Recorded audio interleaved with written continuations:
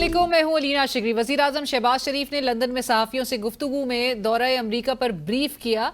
हुकूमत की हालिया सिफारती कामयाबियों को तारीखी करार देते हुए कहा कि अक़वाम मुत्तहिदा में कश्मीरियों और फ़लस्तीनियों के हक़ में भरपूर आवाज़ उठाने, सऊदी अरब के साथ दिफाई मुआहिदा करने, भारत को तारीखी शिकस्त देने और सैलाब की तबाही के बावजूद पाकिस्तान से गुर्बत के खात्मे और तरक्की के लिए पुरअज़म हूँ। वज़ीर आज़म ने एतमाद का इजहार किया कि आने वाले दिनों में अमरीका के सदर डोनाल्ड ट्रंप इक़्तिसादी, तिजारती, तवानाई और माइंस एंड मिनरल समेत मुख्तलिफ शोबाजात में भरपूर ताउन करेंगे। जबकि army chief field marshal Asim Munir के साथ अपने ताल्लुक के बारे में वज़ीर आज़म ने कहा कि मैं और फिल हर कौमी और आलमी मामले पर मशावरत और इखलास के साथ काम करते हैं। हम एक पेज पर हैं। मैं और फील्ड मार्शल सईद आसिम मुनीर हम हर मामले में मशावरत करते हैं, हर बात पे हम मशावरत करते हैं। अल्हम्दुलिल्लाह वी आर ऑन वन पे इखलास के साथ मेहनत कर रहे हैं दिन रात। सिफारती सतह पर पाकिस्तान के लिए हुकूमती कामयाबियां काबिल सताइश हैं, मगर कौमी सियासत में हुकूमत को अपने ही साथियों की जानिब से महाजराई का सामना है। पंजाब, खुसूसन जनूबी पंजाब में सैलाब की तबाहकारियों के बाद पीपल्स पार्टी नून लीग की कारकर्दगी पर कड़ी तनकीद करती आई है। Chairman peoples party Bilawal Bhutto Zardari का कहना है कि अगर आलमी सतह पर सैलाब मुतासरीन के लिए बर वक्त अपील की जाती तो मदद मिलती। फौरी इमदाद के लिए मैंने वजीर आजम से गुजारिश की है कि बेनजीर इनकम सपोर्ट प्रोग्राम के जरिए इमदाद फराहम की जाए। रिक्वेस्ट किया है वजीर आजम साहब से कि जो बेनजीर इनकम सपोर्ट प्रोग्राम है, ये वफाकी हुकूमत के पास एक वाहिद तरीका है कि वो इस मुल्क के गरीब आवाम को फौरी तौर पे माली मदद दिया जा सकता है। वज़ीर आला पंजाब मरियम नवाज साहिबा ने आज फैसलाबाद में इलेक्ट्रिक बसों की तकसीम के मौके पर तकरीब से खिताब करते हुए नाम लिए बगैर बिलावल भुट्टो साहब को जवाब दिया। कहती हैं कि बराए मेहरबानी पंजाब के मामला अखलत बंद करें।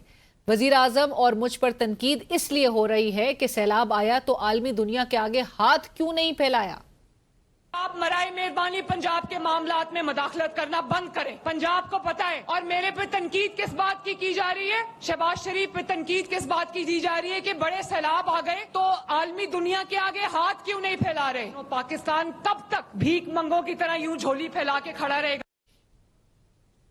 पीपल्स पार्टी के सेक्रेटरी इत्तलात नदीम अफजल चंद साहब ने पंजाब में करप्शन का इंकशाफ करते हुए जोर दिया था कि बेनजीर इनकम सपोर्ट प्रोग्राम में 3.5 करोड़ अफराद का डेटा है। सैलाब मुतासरीन के लिए वो डेटा इस्तेमाल करें। पंजाब में रोजाना लाखों की करप्शन हो रही है। जो उंगलियां तोड़ने निकले हैं जरा सोच कर चलना, यही उंगलियां कलम थाम लें तो तख्त हिला देती हैं। डेली मिलियंस की करप्शन हो रही है। चीनी के तकसीम में मैं ये ओपन चैलेंज करता हूं, 3 ट्रक बाहर से बेच दिए जाते हैं। जो उंगलियां तोड़ने निकले हैं जरा सोच के चलना, यही उंगलियां कलम थामे तो तख्त हिला देती हैं। वज़ीर आला पंजाब मरियम नवाज साहिबा ने इसी तनाजुर में आज जवाबन कहा कि पंजाब पर बात करोगे तो मैं आपको छोड़ूंगी नहीं, पंजाब पर किसी को बात नहीं करने दूंगी। मुखालफीन ने आज तक सिर्फ बातें ही की हैं। कोई फर्क नहीं पड़ता। ये जो 7-8 साल इन्होंने किया है, बातें की हैं। मुझ पे बात करें, मरियम नवाज कुछ नहीं कहेगी। लेकिन अगर पंजाब पर बात करेंगे, पंजाब के हक पे बात करेंगे तो मरियम नवाज आपको घर तक पहुंचा के आएगी। उधर पीटीआई में 2 धड़े पाए जाते हैं। एक वो धड़ा जिनके नाम साबिक वज़ीर आज़म इमरान खान से मुलाकातियों की लिस्ट में होने के बावजूद मुलाकात नहीं कर पाता, और एक वो धड़ा जिसको प्रोटोकॉल के साथ जेल में जाने की इजाजत है। वज़ीर आला खैबर पख्तूनख्वा अली अमीन गंडापुर साहब कभी खान साहब से मुलाकात की इजाजत के लिए सुप्रीम कोर्ट से रुजू करते दिखाई देते हैं, तो कभी हैरान कुन तौर पर मुलाकात का दिन ना होने के बावजूद प्रोटोकॉल समेत जेल में दाखिल होते हुए 3 घंटे तवील मुलाकात कराते हैं। गंडापुर साहब की मुलाकात की तफसीलात तो बाहर नहीं आई, अलबत्ता तोशाखाना 2 केस की समाअत के बायस इमरान खान साहब से मुलाकात करने वाले पाकिस्तान तहरीक इंसाफ के सेक्रेटरी जनरल सलमान अकरम राजा साहब ने कहा कि खान साहब ने वाजे किया है कि मौजूदा लीडरशिप के मुकाबले में कौम बहुत आगे निकल चुकी है। अब ओहदेदारान फैसला करें कि कौम के साथ चलना है या पीछे रह जाना है। खान साहब बिल्कुल वाज़ेह हैं कि पाकिस्तान की कौम पार्टी के जो ओहदेदारान हैं उनसे आगे बढ़ चुकी है। तो ये पार्टी के ओहदेदारान को अब सोचना है कि क्या उन्होंने कौम के साथ चलना है या कौम से पीछे रह जाना है। असेंबली के बाहर असेंबली, असेंबली के अंदर असेंबली, फिर अडियाला जेल के बाहर असेंबली, पाकिस्तान तहरीक इंसाफ इंतहाई तजब्जुब का शिकार नजर आती है। बकौल chairman PTI barrister Gauhar Khan साहब, साबिक वजीर आजम इमरान खान साहब की हिदायत की रोशनी में असम्बली के बाहर असम्बली लगाने का फैसला हुआ है, मगर मुश्तरका पार्लिमानी पार्टी के इजलास के बाद पाकिस्तान तहरीक इंसाफ ने कौमी असम्बली के अंदर ही असम्बली लगा ली, जबकि पाकिस्तान तहरीक इंसाफ के चीफ व्हिप आमिर डोगर साहब ने एक कदम आगे बढ़ते हुए ऐलान किया कि सेनेट और कौमी असम्बली के मेंबरान कल अडियाला जेल के बाहर असम्बली लगाएंगे। जी, सेनेट और नेशनल असम्बली के मेंबरान कल अडियाला के बाहर असेंबली लगाएंगे। अपोजिशन भरपूर किरदार अदा करेगी, पार्लियामेंट के अंदर भी और पार्लियामेंट से बाहर भी। अपनी मुजाहमत को और इस कौम अपोजिशन की तरह जारी और सारी रखेंगे। Parliamentary reporters association of Pakistan ने सहाफ़ी एजाज अहमद के साथ साबिक वज़ीर आज़म इमरान खान साहब के सख्त रवैये पर कौमी असम्बली की प्रेस गैलरी से वॉकआउट किया। स्पीकर कौमी असम्बली अयाज सादिक साहब ने वज़ीर कानून आज़म नज़ीर तारर साहब को PRA के साथ बातचीत करने की हिदायत की। वज़ीर कानून ने अपने खिताब में पाकिस्तान तहरीक इंसाफ को आड़े हाथों लेते हुए कहा कि एक तरफ तनकीद करते हैं कि हमारे साथ अच्छा सलूक नहीं हो रहा, अपने रवैयों से भी साबित करना होगा कि हम में दूसरे की बात सुनने का हौसला है। हम एक तरफ तो तनकीद करते हैं कि जी हमारे साथ सलूक अच्छा नहीं हो रहा, फिस्तायत है, हमें अपने रवैयों से भी तो ये साबित करना है, हमें दूसरे की बात सुनने का हौसला होना चाहिए। आप एक नुमाइंदा वक्त भेजें, उन्हें लेके आए। साबिक फौजी आमिर ज़ियाउल हक दौर में जुल्फ़िकार अली भुट्टो कत्ल केस में इख्तिलाफी नोट लिखने वाले सुप्रीम कोर्ट के जज जस्टिस सफदर शाह साहब पर इंटर की जाली डिग्री का इल्जाम आयद किया गया था। मोअज़्ज़ज़ जज साहब मजबूर होकर ओहदे से मुस्ताफ़ी हुए और बैरून मुल्क चले गए। आज एक तरफ तो जमहूरियत के हालात आमरीत के दौर से भी अबतर नजर आते हैं, लेकिन माजी के बरक्स आज जजेस ना सिर्फ मुस्ताफ़ी होने से इनकारी हैं बल्कि कानून के दायरे में रहते हुए हालात का डट कर मुकाबला भी कर रहे हैं। जैसे तारिक महमूद जहांगीरी साहब की डिग्री के मामले को बुनियाद बनाकर उनकी तकर्री इस्लामाबाद हाई कोर्ट में चैलेंज किया गया उनकी तकर्री को, और 16 माह के तवील अरसे बाद अचानक दरख्वास्त पर एतराज़ात से कतई नज़र जस्टिस तारिक महमूद जहांगीरी साहब को जुडिशल काम से रोक दिया गया। ताहम आज सुप्रीम कोर्ट ने जस्टिस जहांगीरी साहब को काम से रोकने के इस्लामाबाद हाई कोर्ट के फैसले को मुअत्तल कर दिया और समाअत कल तक के लिए मुलतवी कर दी, दीगर फरीकैन को नोटिस जारी करते हुए। अलबत्ता आज ही पता चला कि सुप्रीम जुडिशल काउंसिल का इजलास 18 अक्टूबर को तलब कर लिया गया है, जिसके एक मेंबर इस्लामाबाद हाई कोर्ट के चीफ जस्टिस सरफराज डोगर साहब भी है, जिनका फैसला आज सुप्रीम कोर्ट ने मुअत्तल किया। और जस्टिस जहांगीरी साहब अपने ओहदे पर बहाल हुए। सहाफ़ी के सवाल का जवाब देते हुए जस्टिस तारिक महमूद जहांगीरी साहब ने डिग्री के मामले पर क्या कहा, आइए आपको ने आपकी डिग्री मंसूख कर रही है कराची, उसके खिलाफ भी आप जाएंगे कोर्ट में? जी, कराची मर्कज़ी हाई कोर्ट में पिटीशन फाइल हो गई। जिला और देश की बात है कि 34 साल बाद डिग्री मंसूख कर रहे हैं, दुनिया की तारीख में ऐसा कोई केस नहीं है।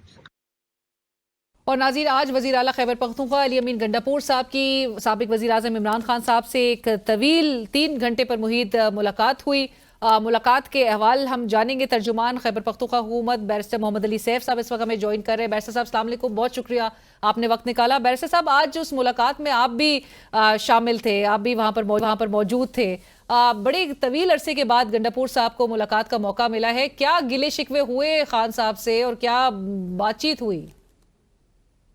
जी, गिले शिकवे तो कोई नहीं हुए, लेकिन तफसीलात जो सूबाई हुकूमत के हवाले से हैं और सियासी सूरत हाल के हवाले से हैं वो खान साहब को शेयर की गई और उनको ब्रीफ किया गया तमाम मामलात पे, क्योंकि ये मुलाकात काफ़ी एक लंबे अरसे के बाद हुई है। आखिरी मुलाकात इससे पहले 2 अप्रैल को हुई थी, तो काफ़ी अरसा गुजर गया, तकरीबन 6 महीने।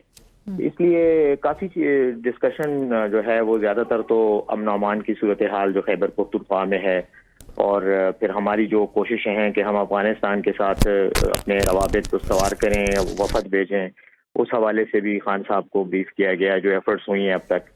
जिसके हवाले से गंडापुर साहब ने भी बताया था कि काबुल जो है वो वफ्द जाएगा। खान साहब ने मंजूरी दी है इससे मुतालिक? अगर वफाकी हुकूमत इजाज़त दे दे तो हम तो कल जाने को तैयार हैं, लेकिन इस वजह से रुकावट डाली जा रही है कि शायद इन्हें खतरा है कि पता नहीं हम वहाँ जाके कोई वफाकी हुकूमत के खिलाफ कुछ करेंगे, जिसका कोई मतलब कोई अकल में आने वाली बात तो नहीं है। लेकिन बहरहाल इन्होंने एक जिद पकड़ी हुई है, तो बहरहाल खान साहब ने यही कहा कि आप कोशिशें करें। राइट बैरिस्टर साहब, मूड के हवाले से बताइएगा खान साहब के आज मूड कैसा था?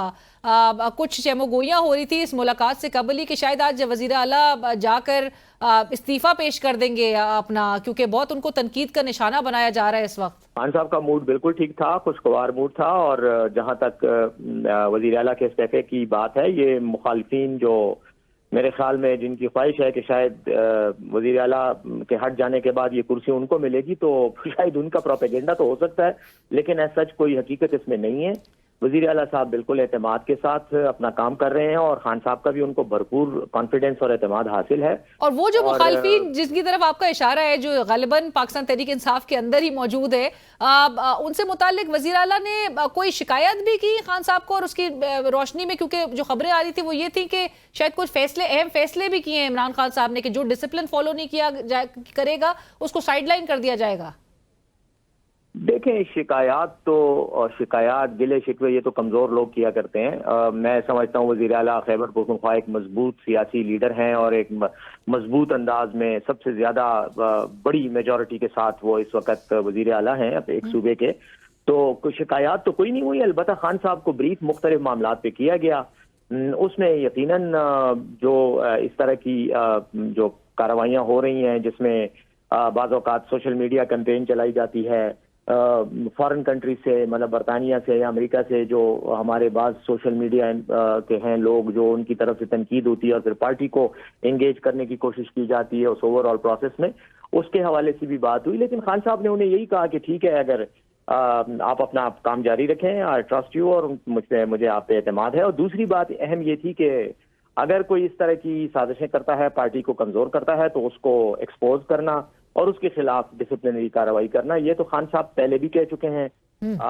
मेरे साथ जो इनफिरादी उनकी मुलाकातें हुई उसमें मुझे भी उन्होंने ये कहा है, और बार बार इस बात का अदा किया, और आज भी उन्होंने ये बात की है। और बैरिस्टर साहब ये बताइएगा, पेशावर जलसे के हवाले से खान साहब का क्या फीडबैक था? उनको क्या ब्रीफ किया गया? उन्होंने क्या तासुरात का इजहार किया? लेकिन जलसे के हवाले से तो कोई ज्यादा बात नहीं हुई, क्योंकि ज्यादातर जो मामला थे वो गवर्नमेंट रिलेटेड ही थे, और मुख्तलिफ महकमों की कारकर्दगी के हवाले से, काबीना में मुख्तलिफ वज़रा की कारकर्दगी के हवाले से, और जैसे मैंने कहा जो सिक्योरिटी का मसला है हमारे लिए तो मेन चैलेंज वही है, उसी पे ही फोकस था खान साहब का। तो पता खान साहब ने यह कहा कि जो हमारी तहरीक है, ये जलसा भी उसी तहरीक का एक हिस्सा था, जो एहतजाजी तहरीक है खान साहब की, और पार्टी के हवाले से जो एक किस्म की हमारे खिलाफ जो फिस्ताई कार्रवाइयां हो रही हैं, उसके खिलाफ ये एक तहरीक चल रही है। तो उन्होंने सीएम साहब को यही कहा कि आप तहरीक का ये सिलसिला जारी रखें, और इसी तरह के प्रोग्राम जो हैं वो तसलसल के साथ बाकायदगी से होने चाहिए, हमारी तहरीक जारी रहेगी, और इस सिलसिले में आपने एक लीड रोल और कलीदी किरदार जो है वो अदा करना है। मुज़ाकरात से मुतालिक इमरान खान साहब का क्या इस वक्त एक रिस्पॉन्स है? क्या बिल्कुल डोर्स जो है वो क्लोज्ड है हुकूमत के साथ मुज़ाकरात के हवाले से? देखिए, मैं ये समझता हूँ कि सियासी स्ट्रगल में, सियासी सफर में, और सियासी जो मामलात होते हैं उनमें कोई हतमियत और कतईयत वाली बात नहीं होनी चाहिए, हमेशा फ्लेक्सिबिलिटी होनी चाहिए। और किसी भी मुश्किल सूरत हाल में आने के बाद जो है जिद का और वो रवैया, तो मेरे ख्याल में वो सियासी रवैया नहीं है। और खान साहब ने हमेशा ये बात की है कि वो तो पहले भी मुज़ाकरात करना चाह रहे थे और मुज़ाकरात के लिए तैयार थे, लेकिन हुकूमत का जो रवैया था, जो एक मनफी रवैया है, उसमें यकीनन एक जो है मनफी सूरत हाल पैदा कर दी, एक बदमज़गी पैदा कर दी, जिसकी वजह से उन्होंने कहा था कि मैं किसी डील के नतीजे में मुज़ाकरात अगर होने हैं या उसके नतीजे में किसी डील पर आना है तो वो मैं नहीं करूंगा। खान साहब ने उनको खुद भी बता दिया कि जो उन्होंने कुछ रोज कबल पैगाम जो उनका आया था कि एस्टैब्लिशमेंट के साथ मुज़ाकरात नहीं करने, और 3 लोगों में जिनके में आपका नाम भी शामिल था उनसे मुतालिक, तो खान साहब ने आज भी ये बात दोहराई या नहीं?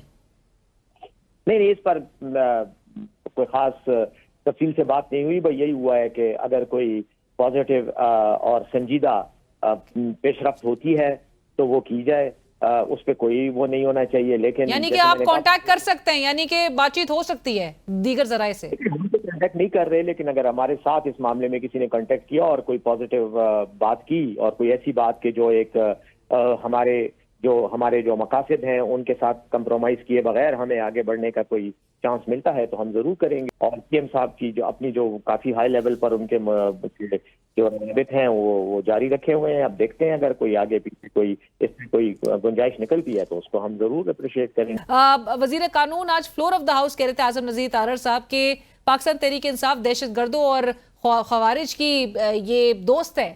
آپ کیسے رسپونڈ کرنا چاہیں گے اس الزام کے حوالے سے؟ اتنے بڑے احمقانہ اور بیوقوفانہ بیان پر میں کمنٹ کر کے اس بیان کی اہمیت کو مزید نہیں بڑھانا چاہتا. میرے خیال میں ان لوگوں کو تاریخ دیکھنی چاہیے, سیاست کا مطالعہ کرنا چاہیے اور میچور بیانات دینے چاہیے. بیرسٹر سیف صاحب, پروگرام کے لیے آپ نے وقت نکالا. پروگرام میں وقت ہوا ایک بریک کا, ہمارے ساتھ رہے. اشتر اوصاف صاحب, سابق اٹارنی جنرل آف پاکستان, اس وقت ہمیں پینل میں جوائن کر رہے ہیں. اشتر صاحب السلام علیکم, بہت شکریہ آپ کا پروگرام کے لیے وقت نکالنے کے لیے. اور ہمارے ساتھ پینل میں موجود ہے عبد المعیز جعفری صاحب, سینئر ماہر قانون. معیز جعفری صاحب السلام علیکم, آپ کا بھی بہت شکریہ. اشتر صاحب, آئی ول بگن ود یو. اشتر صاحب, آج جو یہ آرڈر سامنے آیا ہے, and I have quoted Munir Malik صاحب کیونکہ ان آرڈر میں ان کا ذکر ہے, آپ اس معاملے کو, اور آج سپریم کورٹ کے یہ جو فیصلہ تھا جسٹس ڈوگر صاحب کے اس انٹرم آرڈرز کو سسپینڈ کرنے کا, آپ اس کو لیگلی کیسے ڈیفائن کریں گے سر؟ دیکھیے, سب سے پہلے تو ہمیں یہ دیکھنا ہے کہ وہ پروسیڈنگز کیا تھیں. سو پروسیڈنگز جو فائل ہوئیں اسلام آباد ہائی کورٹ میں, وہ جس کو کہتے ہیں ریٹ آف کو وارنٹو جو ہے, وہ ہائی کورٹ کے پاس اختیار ہے کہ وہ کسی کی پٹیشن کے اوپر, سو موٹو نہیں بٹ کسی کی پٹیشن کے اوپر وہ کہہ سکتے ہیں کسی پبلک آفس ہولڈر سے کہ وہ بتائیں کہ وہ کس طریقے سے اس آفس تک پہنچے ہیں, کیا ان کے پاس کوالیفیکیشنز ہیں اور یہ سب چیزیں. اور یہ آج کی نہیں ہے, یہ بہت پرانی ریٹ ہے جس کو ہمارے آئین میں جو ہے فارملائز کر دیا گیا. اس میں آپ نے دیکھا کہ ڈگری کے سوالات کے اوپر ریٹس آف کو وارنٹو ہوئیں, بے شمار ہوئیں, یہ پارلیمنٹیرینز کے خلاف, members of the provincial assembly کے خلاف بھی, اور پبلک آفس ہولڈرز کے خلاف بھی. مثلاً جو میاں نواز شریف صاحب کے پاس خلاف بھی جو پٹیشن فائل ہوئی تھی, وہ بھی ریٹ آف کو وارنٹو ہی تھی کہ وہ بتائیں کہ کیا وہ کوالیفائڈ ہیں to hold that public office اور not. So these are the question which have been raised from times جب سے کورٹس اسٹیبلش ہوئی ہیں. پاکستان میں بھی ہوا. اب یہ جو لیٹسٹ ججمنٹ آیا ہے جس کو آتھر کیا ہے جسٹس جمال مندوخیل صاحب نے, اس میں بھی انہوں نے یہ بات کی ہے کہ ایک جو پبلک آفس ہولڈرز تو اپنی جگہ پہ ہیں, لیکن جج جو ہے ہائی کورٹ کا, اس کو وارنٹو جو ہے اس کو ایشو ہو تو سکتی ہے باقی معاملات میں, لیکن آپ اس کی متعلقہ یا اس طرح کی بات نہیں کر سکتے. یہ لیکن وہ ایک ڈفرینٹ کانٹیکسٹ میں تھا. وہ جو آپ کنٹیمپٹ کی ججمنٹ کا حوالہ دے رہے ہیں جسٹس مندوخیل صاحب کی, وہ توہین عدالت جی 5 ججز کے تھا کہ وہاں پہ آپ ان کو ایشو نہیں کر سکتے. تو کسی جج کو کام کرنے سے روک دینا جو ہے وہ شاید ایک ایکسٹریم سٹیپ ہے. وہ ہے فائنل آرڈر سے پہلے ایک ایسا کام کر دینا جو کہ فائنل آرڈر ہی کے مترادف ہو. جی معیز صاحب, اس کی امپلیکیشنز کیا ہوں گی؟ اگر تو ماضی کی نظیر کا بھی حوالہ دیا جا رہا ہے اور جسٹس مندوخیل صاحب کے بھی آرڈر کا اشتر اوصاف صاحب جس طرح سے حوالہ دے رہے ہیں, کیا ریٹ آف کو وارنٹو جو ہے وہ مینٹینیبل ہے؟ اور آج کے آرڈر میں بھی جس طرح سے مینشنڈ ہے کہ وہ interim order can not be pass but writ of quo warranto is maintainable against a جج. جی, ریٹ آف کو وارنٹو تو مینٹینیبل ہے. وہ کیا اسی ہائی کورٹ کے اندر مینٹینیبل ہے یا نہیں, اس پہ آج بحث ہوئی, اس پہ متضاد آراء ہو سکتی ہیں. کیا ایک فیلو جج اسی ہائی کورٹ کا اپنے ساتھی کی ریٹ سن سکتا ہے یا پھر اسے ہائر فورم یا پیرالل فورم میں سنی جائے؟ لیکن یہ ٹیکنیکل باتیں علی نا, اصل بات یہ ہے کہ ایک جج جو کہ ان کے اندر سے خفیہ ریکارڈنگ کے آلات نکلے ہیں, اس کے بعد اس پہ پریشر ہے, تو ایک دم سے خیال آتا ہے کہ 34 سال بعد اس کی ڈگری جو ہے وہ مشکوک ہے. اور وہ مشکوک کس طرح ہے کہ یہ نہیں کہ اس کی ڈگری جعلی ہے. ایک انفیئر مینز کمیٹی اسمبل کی جاتی ہے وائس چانسلر کی طرف سے, حالانکہ اس کے دائرۂ اختیار میں نہیں ہے اس کمیٹی کو بٹھانے کا, وہ سنڈیکیٹ کے دائرۂ اختیار میں ہوتا ہے. اور اس کمیٹی کو بٹھایا جاتا ہے, ارجنٹ میٹنگ ہوتی ہے ان کی, اور وہ بغیر ہفتے سنوائی دیے, جو کہ باقی تمام انفیئر مینز کے کیسز کو دی جاتی ہیں, بغیر وہ حق دیے ایک ارجنٹ ایجنڈا میں ایک فیصلہ پاس کر دیتی ہے کہ یہ ڈگری جو ہے اس کے جو پیپرز ہیں وہ پیپرز پہ نام الگ ہیں, لہٰذا یہ سچویشن ہے.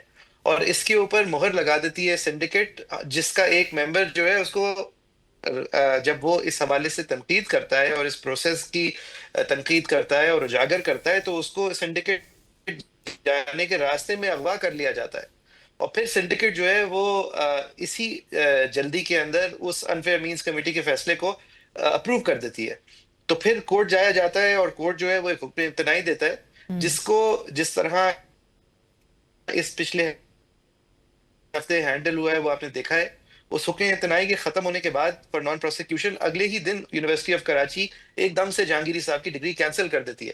آپ اگر پروفیسر ریاض سے پوچھیں، اگر آپ تمام ان لوگوں سے پوچھیں جو انفیئر مینز کے درجنوں کیسز سالانہ طور پہ ہینڈل کرتے ہیں ہر ایگزامینیشن کے بعد، وہ آپ کو بتائیں گے ایسا کبھی نہیں ہوتا کہ جو candidate alleged to have used unfair means ہو اس کو بغیر سنے یا بغیر صفائی کا موقع دیے اس طرح اس کے خلاف فیصلہ دے دیا جائے۔ اور اس کے علاوہ کراچی یونیورسٹی کی کوئی نظیر موجود نہیں ہے کہ اتنے سالوں بعد کسی کی ڈگری کے حوالے سے اس طرح کھوج کیا جائے جہاں پہ اس کی ڈگری جو ہے وہ جعلی ہے یا نہیں ہے۔ یہ سوال نہیں ہے، سوال یہ ہے کہ، اور الزام یہ ہے ایکچولی کہ طارق صاحب نے ایک سال ایک نام سے ایگزام دیا اور ایک سال دوسرے نام سے ایگزام دیا، اور مبینہ طور پہ اس لیے ایسا کیا، اس لیے پہلے سال ان کو ڈسکوالیفائی کر دیا گیا تھا۔ تو یہ ڈگری کے اوپر الزام لگتا ہے کہ وہ طریقہ شاید ٹھیک نہیں ہے۔ اس الزام کے بیسس پہ انفیئر مینز کمیٹی کا فیصلہ آنا، بغیر سنے ان کی ڈگری کو مٹی میں ملا دینا، اور پھر اس کے بعد اس پورے پروسیس کے چل جانا، اور پھر اسلام آباد ہائی کورٹ میں بھی ایک دم سے 18 مہینے سے یہ کو وارنٹو جی آج وہ منیر ملک صاحب کہہ رہے تھے 16 ماہ سے بالکل ایک دم سے خیال آتا ہے۔ میں یہی بات اشرف صاحب، یہ جو حالات کا موئی صاحب بھی جو حوالہ دے رہے ہیں، 16 ماہ سے، آج منیر ملک صاحب بھی کہہ رہے تھے 16 ماہ سے ایک پٹیشن جو ہے وہ ان آبجیکشن ہوتی ہے، ایک دن اچانک سے ٹیک اپ کر لیا جاتا ہے اور آبجیکشن کو ڈیسائیڈ کیے بغیر جج صاحب کو ریسٹرین کر دیا جاتا ہے۔ یہ آپ اگری کرتے ہیں؟ اور یہ جیسے طارق جہانگیری صاحب بھی ان 6 ججز میں سے تھے جنہوں نے خط لکھا تھا، آج کو جسٹس محسن اختر کیانی صاحب بھی کہہ رہے ہیں کہ ججز کو کام سے روکا جا رہا ہے۔ سر یہ مطلب کس طرف ہم معاملات کو لے کر جانا چاہ رہے ہیں؟ سوال یہ ہے کہ کیا انٹرم آرڈر کے ذریعے ایک جج صاحب کو معطل کیا جا سکتا ہے؟ اس کا جواب ہے نفی میں نہیں، اور سپریم کورٹ نے اسی لیے اس آرڈر کو سسپینڈ کر دیا ہے۔ اور رائٹ فورم اشتر صاحب، رائٹ فورم آپ سمجھتے ہیں کہ سپریم جوڈیشل کاؤنسل ہی ہے؟ اور آج بتایا گیا جسٹس مندوخیل صاحب کی جانب سے بھی 18 اکتوبر کو اس کا اجلاس طلب کیا گیا ہے۔ یو تھنک کہ right plate form, right forum وہی ہے؟ اس میں بھی میں ایک اور سوال بھی اس سے ریلیٹڈ آپ سے پوچھنا چاہوں گی، چیف جسٹس ڈوگر صاحب وہ اس میں ممبر ہے، وہ اس کا پارٹ ہے، ان کو اس کا حصہ رہنا چاہیے جوڈیشل کاؤنسل کا، اس اجلاس کا؟ جی، پہلی بات کہ کیا وہ فورم ہے، تو اس کا جواب میں آپ کو دیے دیتا ہوں، اور وہ یہ ہے کہ سپریم جوڈیشل کاؤنسل جج کا ایز اے جج کانڈکٹ دیکھ سکتی ہے۔ جج بننے سے پہلے کا کانڈکٹ سپریم جوڈیشل کاؤنسل کے دائرہ کار میں نہیں آئے گا۔ نمبر 2، اور جج کی سیکیورٹی آف دا ٹینیور کا جو کانسیپٹ ہے وہ بھی ان کے دائرہ کار میں آتا ہے؟ جی، سیکیورٹی آف جو ٹینیور ہے وہ تو کانسٹیٹیوشن نے کہا ہے کہ سپریم جوڈیشل کاؤنسل بھی ان کے متعلق کہہ سکتی ہے کہ آپ صدر کو کہہ سکتی ہے کہ یہ صاحب جج رہنے کے قابل نہیں رہے کیونکہ انہوں نے ایز اے جج مس کنڈکٹ کیا، یا انہوں نے کوئی ایسی چیز کی جس کی وجہ سے ان کو اس عہدے پہ نہیں رہنا چاہیے۔ بٹ ایز اے جج before he became a judge is not something which will come within the purview of the Supreme Judicial Council. دوسرا، اس اجلاس میں جسٹس ڈوگر صاحب کو بیٹھنا چاہیے کہ نہیں؟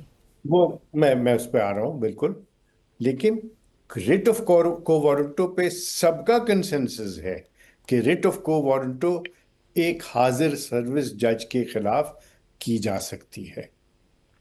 اس کے کیا مضمرات ہوں گے، وہ سب چیزیں جو ہیں وہ آنے والے دن جو ہے وہ کریں گے، اس کی ڈٹرمنیشن اس وقت ہوگی۔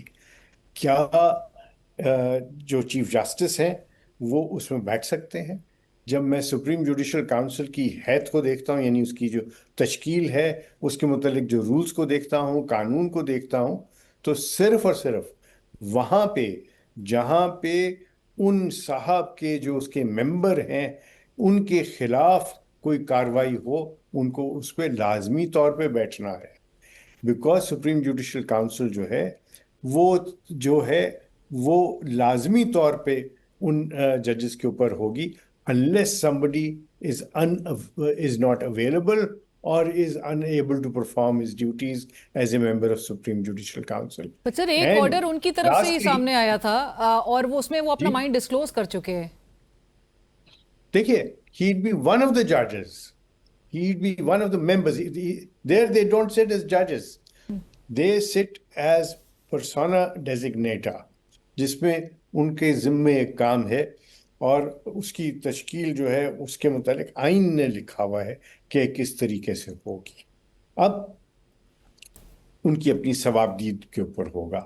بٹ سر سوال اٹھ رہا ہے موئی صاحب، جو سپریم جوڈیشل کاؤنسل کی جو کمپوزیشن ہے، اشرف صاحب بھی جس طرح کہہ رہے تھے، اگر تو ان کی سوابدید ہے چیف جسٹس ڈوگر صاحب کی، اور وہ لیٹ سے کہ اگر فیصلہ کرتے ہیں ریکیوز کرنے کا، تو پھر جو سینئر چیف جسٹس ہوں گے بلوچستان ہائی کورٹ کے جو چیف جسٹس ہیں وہ آ جائیں گے. آپ کو لگ رہا ہے کہ کہیں نہ کہیں وہ اپنی سوابدید اگرچہ ان کی ہے لیکن وہ ریکیوز کریں گے، کر سکتے ہیں؟ کریں گے یا نہیں کریں گے تو میں نہیں کہہ سکتا، لیکن ان کو کرنا چاہیے. اور اس لیے انہوں نے ایک حکم امتناعی پاس کیا ہے، اس لیے کہ طارق جہانگیری صاحب نے ان کے خلاف ایک پٹیشن کی ہوئی ہے، ان کے اس عہدے پہ فائز ہونے کے خلاف پٹیشن کی ہوئی ہے. اور یہ پھر بھی ان کے اوپر ایک قانونی قدغن تو نہیں ہے، وہ پھر بھی یہ کہہ کے بیٹھ سکتے ہیں کہ میرا ایک کانسٹیٹیوشنلی کریٹڈ باڈی کے اندر میرا ٹرن ہے بیٹھنے کا، لیکن وہ پروپرائٹی کے ٹیسٹ کو میری نظر میں کم از کم میٹ نہیں کرے گا، اور پروپرائٹی ڈیمانڈ کرے گی کہ وہ ریکیوز کریں. دیکھتے ہیں وہ کیا کرتے ہیں. بیٹھنے کو تو وہ بیٹھ سکتے ہیں، کرنے کو وہ کیا کریں گے I don't want to predict. آپ کو کل کیا ہوتا ویسے دکھائی دے رہا ہے؟ آپ کو کیونکہ نوٹسز بھی چلے گئے ہیں، کل اٹارنی جنرل بھی اپنے آرگیومنٹس پریزنٹ کریں گے. یہ آرڈر سسٹینیبل نہیں ہے، یہ آرڈر کسی بھی طریقے سے سسٹینیبل نہیں ہے. ملک اسد علی کیس کی نظیر ہے، افتخار چودھری صاحب کے کیس کی نظیر ہے، سجاد علی شاہ صاحب کے کیس کے حوالے سے جو لیٹر کلیریفیکیشن ہے. اس کے علاوہ ابھی جمال مندوخیل صاحب نے منصور علی شاہ صاحب کے ایشوڈ کنٹیمپٹ کے اوپر پھر سے کلیریفیکیشن دی ہے. جو ملک اسد علی کا کیس ہے اس کو اپینڈ کیا ہوا تھا پٹیشن کے ساتھ، وہ اس میں لکھا ہوا ہے صاف صاف کہ یہ نہیں ہو سکتا، لیکن پھر بھی کر دیا گیا ہے. اس کے اندر گنجائش نہیں ہے میری رائے میں. سو اشرف صاحب، آپ کو بھی لگ رہا ہے کہ سپریم کورٹ کی جانب سے نلیفائی کیا جا سکتا ہے، سسٹینیبل نہیں رہ سکتا یہ order? It will all depend on the judges, but yes, دیکھیے اس کی وجہ میں بتاتا ہوں. اس کی وجہ یہ ہے کہ اگر آپ کسی پبلک آفس، اسپیشلی جب وہ کسی جج کی بات ہو رہی ہے، آپ ان کو سسپینڈ کر دیتے ہیں، تو پھر اس کے مضمرات کیا ہیں؟ ایک تو یہ کہ he is under an oath and he is under an obligation کہ وہ اپنا کام کریں. وہ اپنے کام کو اگر ان کے اوپر ایک obligation ہے، اس obligation سے ان کو روکنا شاید مناسب نہیں ہے. اور ہاں، جو ریٹ آف کو وارنٹ ہے اس کا فیصلہ فوری ہونا چاہیے. اس طرح کی جو جتنی بھی پٹیشنز ہوتی ہیں ان کو پرائرٹی میں لینا چاہیے اور ان کے اوپر سارے معاملات کو، تاکہ کسی قسم کی بحث نہ ہو. دیکھیے جب یہ سارے سلسلے چلتے ہیں نا، تو آپ انسٹیٹیوشن کی جو ہے نا اسٹینڈنگ، انسٹیٹیوشن کا جو فیبرک ہے وہ کمزور ہو جاتا ہے، وہ تار ہو جاتا ہے. اور اگر ایک جج کو انصاف نہیں مل رہا تو ایک عام آدمی کیا سوچے گا اپنے بارے میں؟ سر یہ وہ سوال ہے جو اس وقت ہر کوئی ریز کر رہا ہے. یہ سوال جو ہے اس وقت شدت سے محسوس کیا جا رہا ہے کہ اگر ججز کے اور کورٹس کے اندر اگر اس قسم کی تقسیم عیاں ہونے لگے تو ایک سائل جو ہے وہ کیا توقع لے کے ان فورمز کی طرف جائے گا، کورٹ آف لاء میں جائے گا. اسی لیے جو سیریس مائنڈڈ لوگ ہیں وہ یہ کہتے ہیں کہ خدا را ان معاملات کو کلوز ڈورز میں کریں، ان معاملات کو اپنے اندر ہی جو ہے ان کو ریزالو کریں. اور کیے جا سکتے ہیں، صرف وہ دل کی بات ہے. اور پچھلے دنوں میں مختوم علی خان صاحب کا ایک ایسے پڑھ رہا تھا، ایک آرٹیکل پڑھ رہا تھا جس میں انہوں نے بہت اچھی تجویز دی، اور اس کی میں نے تائید بھی کی اور بہت جگہوں پہ بات بھی کی کہ صاحب بات تو یہ ہے کہ چیف جسٹس آف پاکستان جو چیف جسٹس آف پاکستان ہے وہ chief justice of supreme court نہیں ہے. He has a bigger role to play. He is the chief justice not of one particular court but of Pakistan. Absolutely. یہ آئین میں جان بوجھ کے لکھا گیا. وہ کس لیے؟ Because he is supposed to act as پدرانہ جو ایک رول ہوتا ہے. کیوں نہیں ان معاملات کو ہم ایک راؤنڈ ٹیبل کے اوپر کر سکتے؟ اور میرے خیال ہے کیا جا سکتا ہے.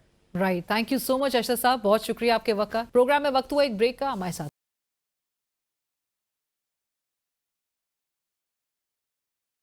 اس وقت ہمیں جوائن کر رہے ہیں مرکزی سیکرٹری اطلاعات پاکستان پیپلز پارٹی ندیم افضل چند صاحب. چند صاحب السلام علیکم، بہت شکریہ. چند صاحب، آج مریم صاحبہ رسپونڈ کرتے ہوئے انہوں نے نام تو نہیں لیا لیکن انہوں نے کہا برائے مہربانی پنجاب کے معاملات میں مداخلت نہ کریں، اور وہ کہہ رہی ہیں کہ ان پر اور وزیر اعظم پر تنقید اس لیے ہو رہی ہے کہ سیلاب آیا تو عالمی دنیا کے آگے ہاتھ کیوں نہیں پھیلایا. کیوں آپ لوگ تنقید کر رہے ہیں؟ لیکن جی ہم بالکل تنقید نہیں کر رہے، ہم ان کے سو کارڈ ساتھی ہیں اور ہم پنجاب کے رہنے والے ہیں اور ہمارے باپ داداؤں نے بھی پنجاب سے ہی ہم نے خدمت کی ہے ہمیشہ. اور ہمارا تو سوال سمپل سا یہ ہے کہ پنجاب کے عوام ایک اچھی گورننس چاہتے ہیں اور یہ خامیاں ہیں. کچھ ہمارا پیپل پارٹی کا ان کے ساتھ ایگریمنٹ ہوا تھا، اس ایگریمنٹ کی پلیز آپ پاسداری کریں کہ آپ نے سپورٹ پرائس کسی چیز کی مقرر نہیں کی.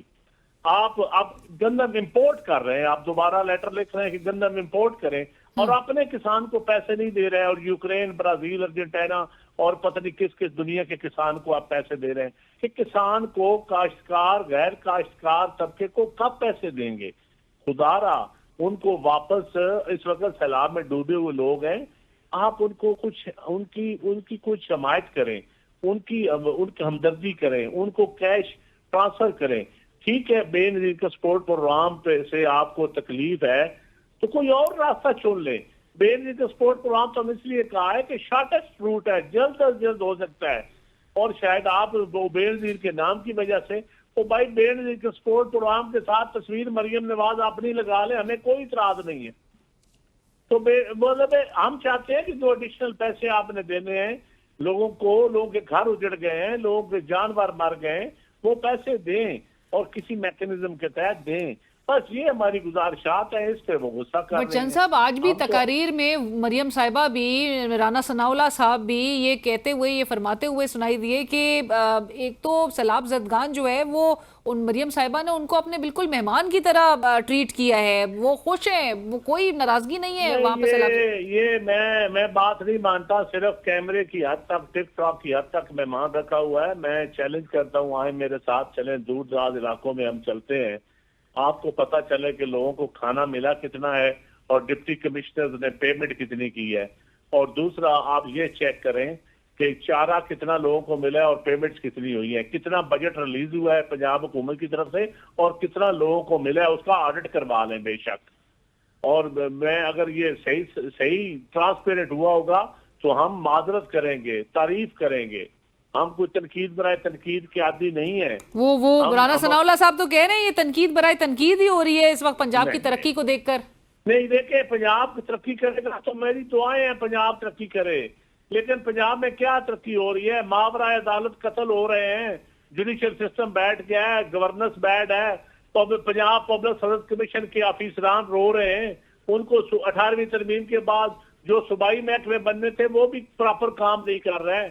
1 2 3 بیوروکریٹس کما رہے ہیں پیسے، ان کی فیملیز نے دکانیں کھولی ہوئی ہیں، باقی بھی سارے رو رہے ہیں. کیا ہو کیا رہا ہے؟ پیپلز پارٹی کیا سسٹم کا گارنٹر بنے رہے گی اسی قسم کے سسٹم کا؟ نہیں، دیکھیں میری بات سنیں، ہم سٹیک ہولڈر ہیں، ہمارا کام ہے لوگوں کے لیے آواز اٹھانا.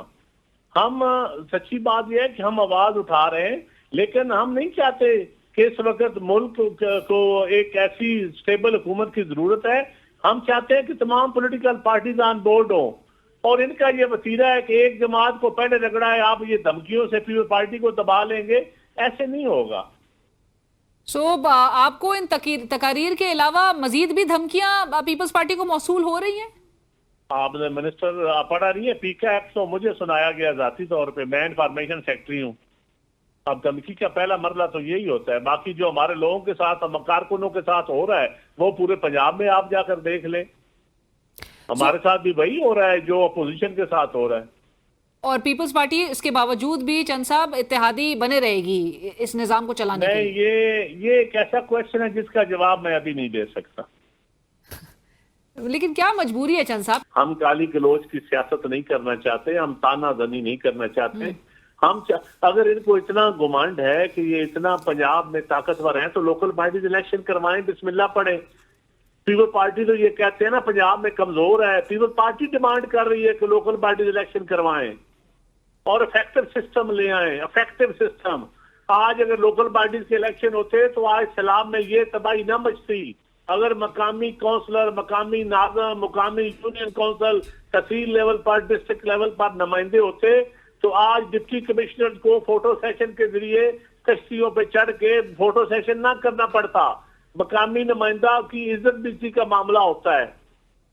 رائٹ, آپ کہہ رہے ہیں کہ لوکل باڈیز بالکل کرانا چاہیے. بٹ تھینک یو سو مچ چند صاحب, بہت شکریہ ندیم افضل چند صاحب. So joining us now, Michael Kugelman, a leading South Asia analyst and expert on regional security and politics. Mr. Kugelman, welcome. Thank you for taking time out. Thanks. Good to be back here with you. Thank you. Michael, to begin with, first of all, we'd like to have your initial reaction. There was no word from White House or State Department on any tangibles with respect to the meeting of the US President with Pakistan's Prime Minister Shehbaz Sharif and the Field Marshal Asim Munir. And no, there was no press release, no comments, no joint statement, nothing officially from the United States. What does it say about the nature of the visit and how can one interpret it? Right. I mean, this is important because it's unusual in the Trump administration for there not to be any type of readout or media engagement or anything. President Trump is always looking to bring attention to his activities. So it is quite striking. I mean, there was a set of photos that the White House released over the last few days, quite a few photos, and it shows a lot of smiles and what seems to be pretty positive body language among all of those participating. So, my best guess is that the administration thought that there might be some sensitive issues being discussed, and it's better not to have them out there in the public right now. But the fact that the pictures are out there, I think, does suggest that there is some level of transparency, and clearly the White House wants to convey a message of positivity and camaraderie because that's what the pictures that were released appear to depict. If we speak about the convergence of interest between Pakistan and US, what exactly is the United States aiming at? Yeah, I mean, President Trump, he does not take a strategic outlook to foreign policy or any type of bilateral relationship. Everything, as you note, is transactional. So when it comes to what he's looking to get out of this relationship with Pakistan right now, it's really about, well, what can this do to help U.S. interests right now and today? And so I think there's several things to look at. One would look at the issue of counterterrorism. We've already seen President Trump being very pleased about Pakistan's help provided to the U.S. to track down an Islamic State Khorasan terrorist that was allegedly involved in an attack in Kabul that killed dozens of people, including some American troops. So I think that the president does see Pakistan as a potential counterterrorism partner to help the U.S. track down terrorists that target and threaten the United States. So that's one thing. I think there's also business, or should I say commercial opportunities. I think that at least now, President Trump is very intrigued by Pakistan's critical minerals. I think you have to look at the geopolitical situation. The president is clearly very concerned about developments in the Middle East, and I think that he thinks that perhaps Pakistan can be helpful to an extent, to a limited extent. I wouldn't want to exaggerate just how much Trump thinks Pakistan could be helpful, but perhaps when it comes, for example, to Pakistan's relationship with Iran, one of the few key regional power brokers in the Middle East that the U.S. does not have direct channels to. It doesn't have obviously it's a hostile relationship between the U.S. and Iran, and maybe Trump thinks that Pakistan can be helpful to serve as an informal mediator with Iran to convey U.S. concerns or U.S. interests. Right. And before I speak about Trump's 21-point peace plan, I'd also like to know the reaction from India. How are you looking at it? And how is India looking at these developments? Where do you place India on the global stage as of now? Well, I mean, yeah, I would argue that in recent years, generally speaking, India has been okay with the idea of a cordial U.S.-Pakistan relationship, just because it assumes that, the U.S. is going to give preference to India, which it has for, really much of the last few decades. However, what's different now is that, the U.S.-India relationship is suffering on many levels. And so that makes India particularly concerned about this sudden resurgence in U.S. ties with Pakistan. The other thing that's got India worried is that this dramatic resurgence in U.S.-Pakistan ties has come so soon after, or really right after, the India-Pakistan conflict in May. So this has India very concerned. India is certainly on the defensive on a number of levels, particularly if you look at Pakistan's defense pact with Saudi Arabia. I mean, India is very close to Saudi Arabia as well. So that's, I think, very concerning for India. The U.S. president has laid a 21-point peace plan to end Gaza war, and with him promising greatness in the Middle East and something special in another all-caps post on his Truth social platform yesterday, he has made repeated statements recently that it is time for the war to end. While he is to meet, as per news reports, he is to meet this Israeli Prime Minister in the White House today for a fourth time this year. His 21-point peace plan, would Netanyahu agree to this, or do you think it's a non-starter? I would say that this is a space where the U.S. and Pakistan share an objective. Trump and his administration want to bring the war to an end, and Pakistan clearly wants the war to be brought to an end as well. So, there is that shared objective, but there are some other tricky and sensitive questions at play here, right? I mean, if Trump supports the idea of the formation of some type of Arab military in the Middle East to serve as a peacekeeper, so to speak, given Pakistan's recent deal with Saudi Arabia, would Pakistan face pressure to contribute some type of assistance to that new military, even though it's not a part of the region? Who knows? But yeah, this could get very tricky for Pakistan, even though on the whole, if you sort of step back and look at the bottom line, this is something that the U.S. and Pakistan should very much agree on, the need to push for a peace deal to end this terrible war in Gaza. And regarding the Pakistan's defense pact with Saudi, could Israel also take this as some kind of potential threat in making for the future?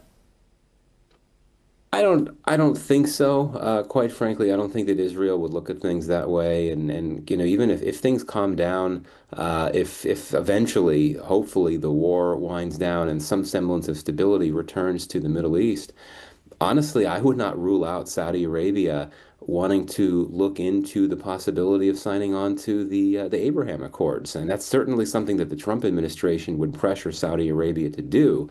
Whether Israel will be ready for that remains to be seen. But I don't really think that Israel would view the Saudi Arabia-Pakistan pact as something that would put Pakistan in Israel's crosshairs. I simply do not see that happening. Right. Mr. Kugelman, Bagram Air Base is back in the global conversations. The U.S. president has called for it to be brought back under U.S. control, warning that if it is not, bad things might happen.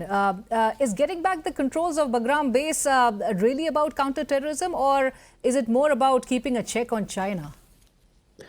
Actually, I think there's a third option that it's most about, and that is the Iran factor. I suspect that the Trump administration wants to be in a better position to monitor Iran. I've argued this in my recent foreign policy piece.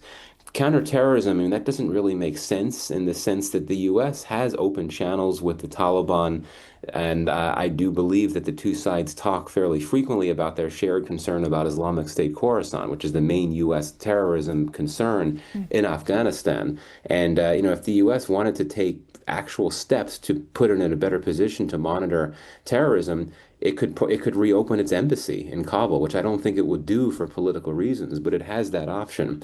Meanwhile, with China, again, I think that the risk there is that if the U.S. were to actually have a military presence at the Bagram Air Base, that would be seen perhaps as some type of provocation by China, which could actually undercut U.S. security interests. So I think the Iran factor might be the one that, while unstated, that might really be what's driving the Trump administration's desire to get the base back. Right. Thank you so much, Michael Kugelman, for joining us and sharing your views. Thank you for your time. इसी के साथ ही programme की team Alina शेखी को इजाजत दीजिए। अल्लाह हाफिज।